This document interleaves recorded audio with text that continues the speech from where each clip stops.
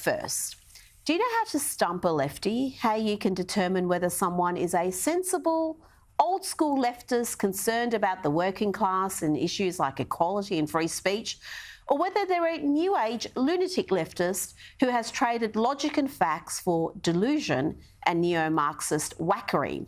Well, you can determine whether they're a serious person or one on the grips of an insane ideology by asking them the simplest of questions, like, what is a woman? We've seen that question stump many gutless bureaucrats and politicians, but I never thought that Australia's first female Prime Minister, the first woman in the lodge as leader of this great nation, would be incapable of answering what is a woman. But here we are. Yesterday, Julia Gillard was trending on Twitter for all the wrong reasons. Footage emerged of Ms Gillard floundering hopelessly as she failed to answer that simple question. Australia's first female Prime Minister seems to think what is a woman is some sort of a gotcha question. What is a woman? And do you agree with Queensland's Attorney General Minister for Women, Sharon Fentiman, that trans women are women, and with the UK's leader of the Labor Party, Sir Keir Starmer, that some women have a penis? Look, I'm very happy to answer your question, but I do worry that, and I should just say, I spend around half of each year in the UK. And in the UK, this has turned into a kind of got-you parlour game. So if you're listening to the radio, you literally, there'll be some person on there from London City Council who's trying to tell you why the traffic's not going to flow well that day. And the journo will be saying, and can you tell me what a woman is? To try and create these gotcha moments. And I think we've just got to move away from all of that and just come at this once again from first principles. First principles, Ms Gillard? Really? You want to talk about first principles and you can't answer that fundamental question? We are a minute into an answer that should have taken 3 seconds to answer. Even Albo managed to answer that question without beclowning himself. What is a woman, Prime Minister? An adult female. How difficult was that to answer? Not too hard.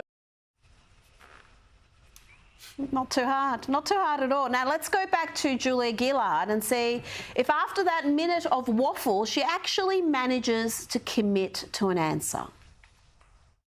We as a community are full of people with diverse stories and diverse life experiences. Amongst that rich diversity, which, as Frances says, is powerful, there are a number of people who genuinely believe that they are trapped in the wrong body and they want to be recognised as the gender that their mind and soul have for always told them that they are. And that doesn't go one way, it goes both ways. Okay, the gender their mind and soul have always told them they are. That's a direct quote. Remember, Julia Gillard is an atheist, but she apparently has some sort of a zealot-like belief in trans ideology. Now, she started this diatribe by saying she was very happy to answer the question, but in 4 long minutes, she failed to say what is a woman, but she makes clear what her priorities are, and it ain't women. I think we've just got to say, like we'd want to show everybody else in the community, love, inclusion and respect, we should do that for each of those individuals. And then there are a set of issues that need to be thought through about prison arrangements, about fairness in elite sport, those sorts of things that we're up to thinking about and working through if we try and do it inclusively. Inclusively. Inclusively. Just focus on inclusion in women's sport. women's spaces like women's prisons, really, Julia. So to hell with the concerns of real women who do not want male bodies intruding into their private spaces or destroying their chances in sporting pursuits. Just focus on being inclusive. And Ms Gillard seems to think this isn't such a big issue because, after all, most women don't play elite sport, end up in prison. You know, most people in their lives won't end up playing elite sport. Most people in their lives won't end up in prison. Most people in their lives will encounter at some point someone who is a transsexual person, and I think what really counts is the openness and the spirit of inclusion. So to hell with you women concerned about your sex-based rights being eroded. To hell with those of you who are seeing the very idea of womanhood under attack and are concerned about that. Where even words like mother and breastfeeding are considered non-inclusive, where the word woman has been replaced with ugly, dehumanising terms like bleeders, menstruators and birthing bodies. Yeah, to hell with all that. Let's just focus on what the trans lobby demands and obediently follow those demands. If a dude with a beard tells you he is a woman, then he is. Transsexual women believe that part of that inclusion is referring to them the way they want to be referred to, using the pronouns that they want to be used, want to have used about them. I would seek to do that in that circumstance. And I think if we can do all of that, we can kind of take the temperature out of this.